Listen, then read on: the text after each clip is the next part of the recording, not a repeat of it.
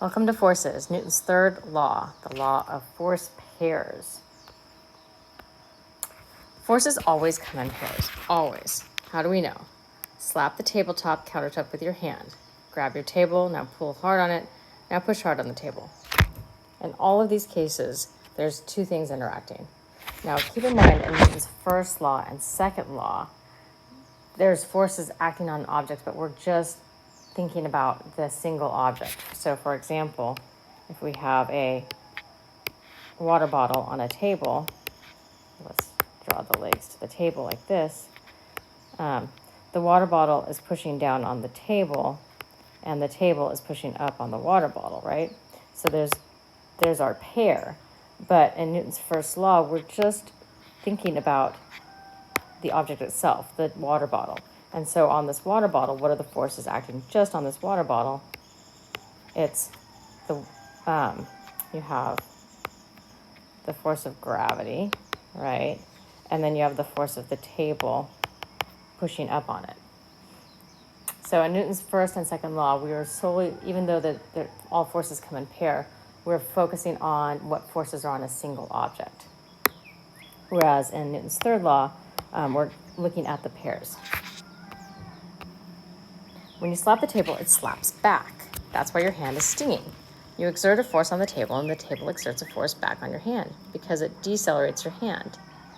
When you pull on the table pulls you toward it as well. When you push on the table also pushes you away. Forces always come in pairs, always. Every force is an interaction between two objects, rather than one object acting on another. Think of slapping the table as an interaction between your hand and the table. Then you should see that each exerts a force on the other. If you tap the table lightly, then slap the table hard, you can feel the difference in the reaction force. This tells us something quantitative about the force pairs. If one increases, the other does too. In fact, through experimentations, we find that the two forces in any force pair have the same strength. That is, the forces have the same magnitude, but clearly opposite directions.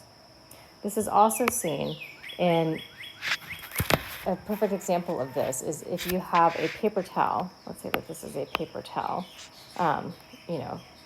Say it's dangling from a paper towel dispenser, and you try to hit this paper towel as hard as you can with your hand. You can't hit that paper towel very hard because the paper towel can't exert much force back. So you can only exert a force on an object as much as that force can exert back. Newton saw this too and summarized it in the law of force pairs. Newton's third law of motion, which we have coined as the law of force pairs, is such. Every force is an interaction between two objects. Thus, forces must come in pairs. If one object exerts a force on a second object, then that second object exerts a force on the first object. The forces have the same magnitude, but opposite directions. We can see the interactions between two objects by drawing free body diagrams for both objects. Now going back here, you might have heard Newton's third law more as every action has an equal and opposite reaction. That's also kind of a familiar way of stating Newton's third law.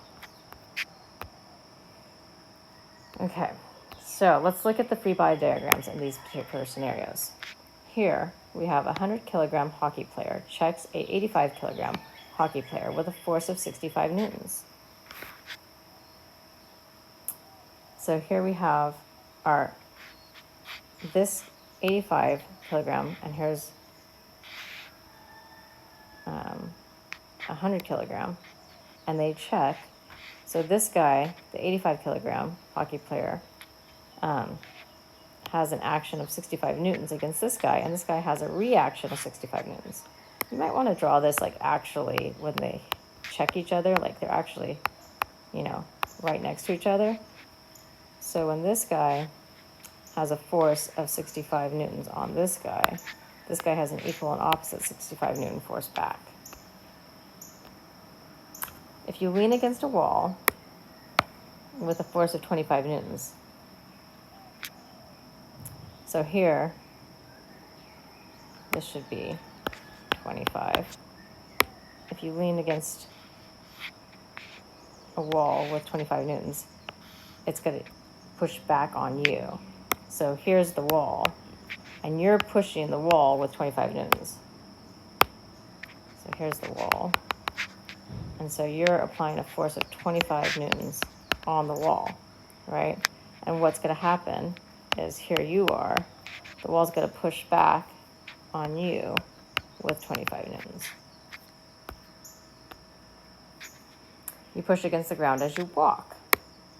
So, let's say that here you are walking, and I weigh about, if we were doing kilograms, my guess is it's probably about 60 kilograms.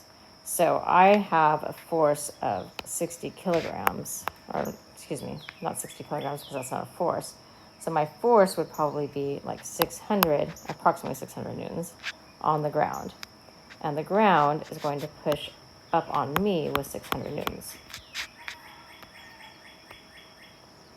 The earth pulls on the moon, and the moon pulls on the earth. Are there any questions?